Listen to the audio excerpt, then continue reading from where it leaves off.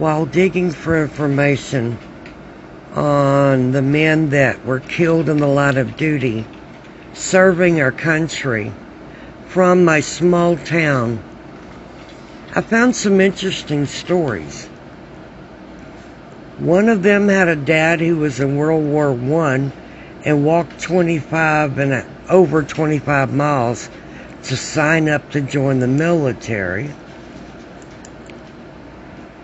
And another had lost his dad when he was just 6, and then lost his mother when he was 14. That only left he and his older brother. So they went to live with their grandmother, their mom's mom, in Krum.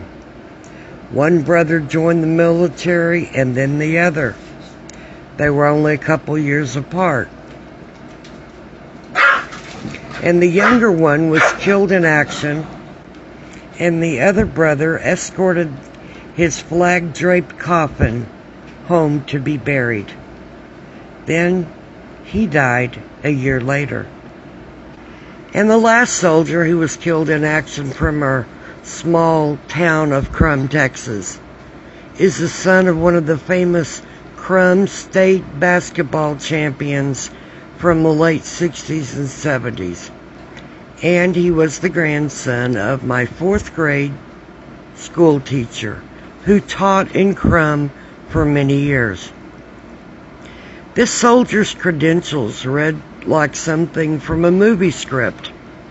He was a Special Forces Green Beret, and he also trained Rangers. He was an amazing person, sergeant, and instructor. Krum, Texas is a very small town in North Texas. When I moved there in 1967, there were only about 409 people registered to be living there.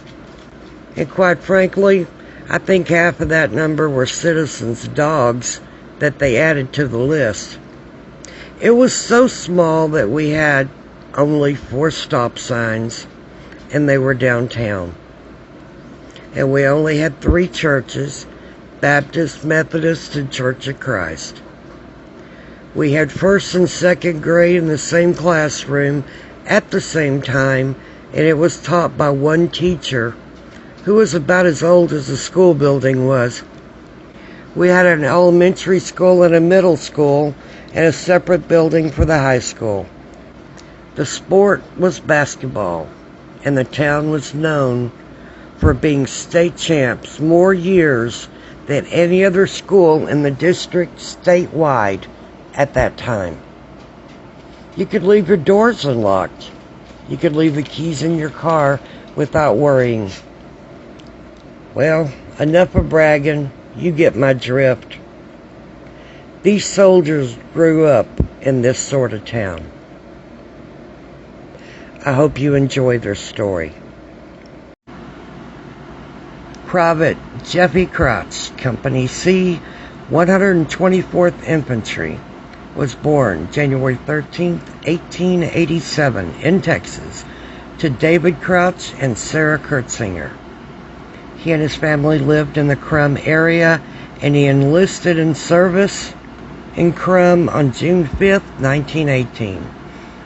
Just 4.5 months later, in October of 1918, he died at Camp Mills, New York, of influenza as he was awaiting transport overseas.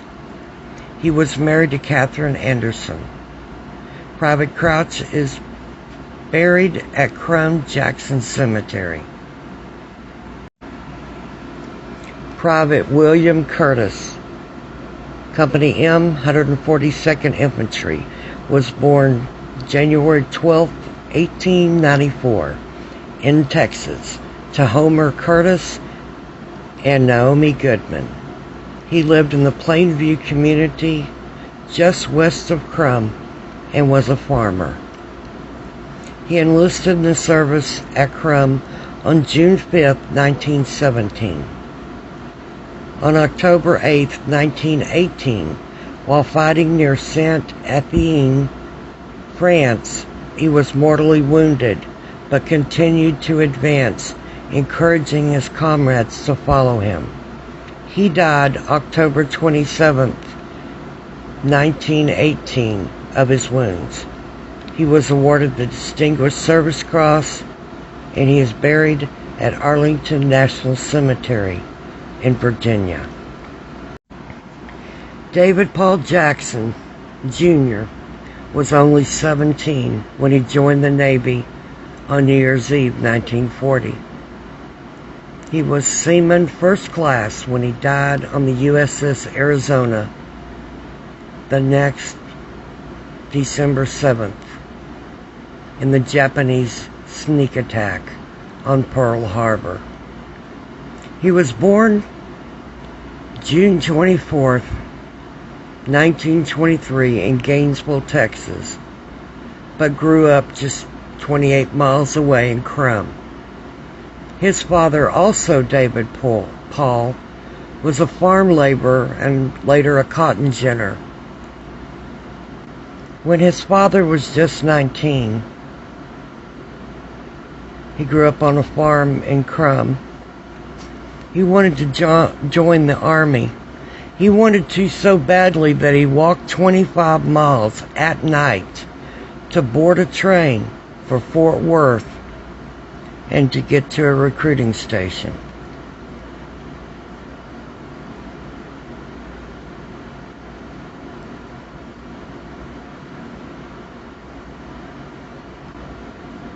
No doubt that his son and his namesake wanted to follow in his footsteps and join the military. But unfortunately, David Jr. lost his life when the Japanese attacked Pearl Harbor. Most of the 1,177 men that were killed on the ship were entombed there. But Mr. Jackson was recovered and returned to Krum after the war ended. His funeral was held in 1947 at the Krum Methodist Church, and he is buried at the town's Jackson Cemetery. Private William Mitchell, son of Willis Mitchell and Mabel Boyles, was born in Missouri on May 6, 1925. He entered the service March 1944 and was trained in infantry at Fort McClellan, Alabama. He was in the 26th Infantry, Company C in Germany. Private Mitchell went overseas in November of 1944 and was reported missing 1 month later. In December 1944 in Germany. Among other decorations, he was awarded the Purple Heart posthumously. The November 14, 1948 Denton Record-Chronicle reports the bodies of 3 more Denton County men were returned to this country for reburial as the United States Army transport Carroll Victory docked in New York Tuesday. Private Mitchell was one of these soldiers. Corporal John Doyle, infantry, was born February 12, 1920, to Burl Doyle and Emma Adcock of Krum. He was in the infantry during the Korean War and was killed in action. Casualty date, November 22, 1951. After his parents' death, he and his brother Billy lived with their grandmother, Mrs. John Adcock of Krum. Corporal Doyle's brother, Private Billy Doyle, which was a couple of years older, also served in Korea. He accompanied Corporal Doyle's flag-draped coffin home after his death. And it appeared that his older brother died about a year after Corporal Doyle did.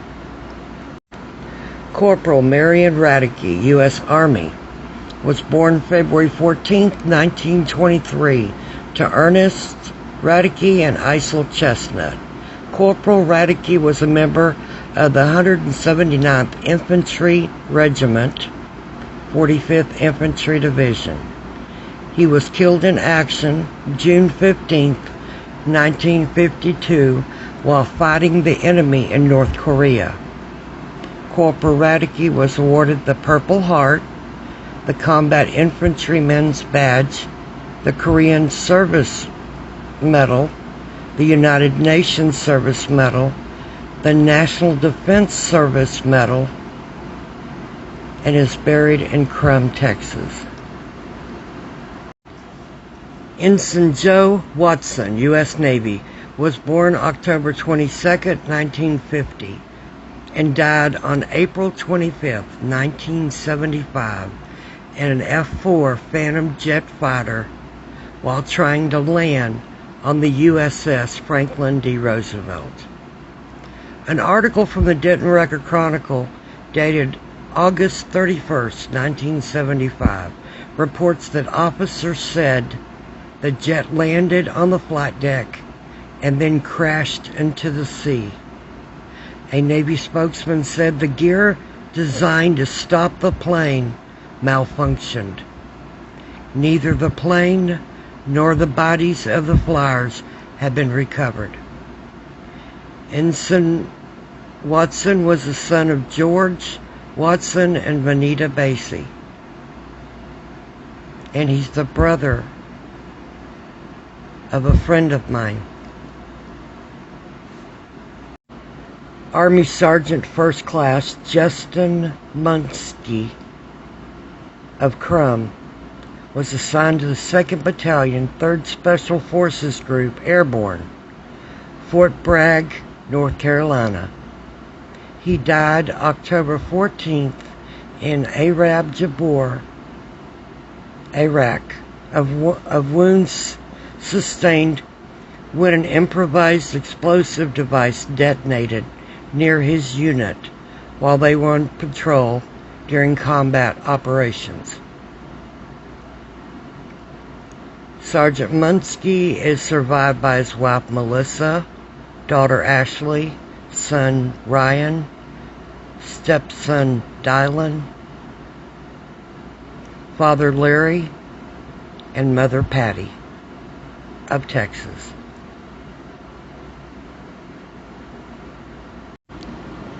Not for fame or reward, not for place or rank, not lured by ambition or goaded by necessity, but in simple obedience to duty as they understood it. They suffered all, sacrificed all, dared all, and died.